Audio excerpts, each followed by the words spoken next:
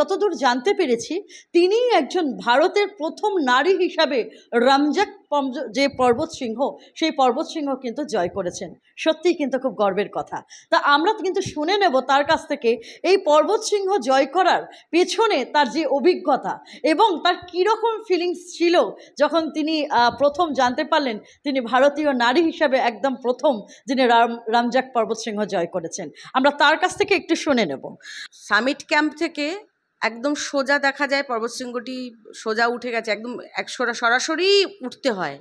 যখন summit push শুরু হয় কোথাও কোনো নামা বা বেঁকে যাওয়া বা তেমন কিছু থাকে না, একদম সরাসরি উঠে যেতে হয় এবং টেকনিক্যাল ক্লাইম্ব আছে।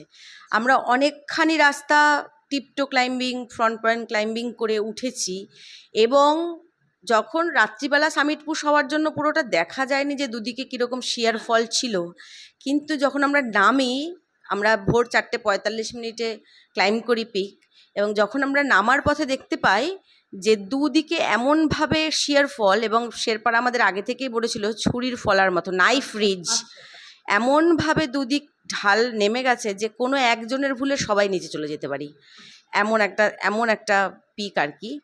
মানে নিচে মানে সামিট ক্যাম্পে এলাম, তখন আমাকে আলাদা করে আমাদের শেরপা তাশি শেরপা এমনি তো কনগ্রাচুলেট করেছি, আলাদা করে কনগ্রাচুলেট করলো যে to be the first woman in India to climb this pick.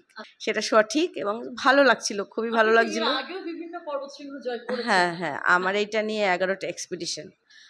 আমরা কিন্তু শুনে নিলাম রুম্পা দাস তার কাছ থেকে সত্যি যে পর্বত সিংহটি তিনি জয় করেছেন, তিনি পরে এসে জানতে পেরেছেন যে পর্বত সিংহে তিনি প্রথম ভারতীয় নারী হিসাবে জয় করেছেন। অসংখ্য শুভেচ্ছা তাকে। আমার শহর রানাঘাট থেকে সঙ্গীতা চ্যাটার্জির রিপোর্ট, কলকাতা টিভি।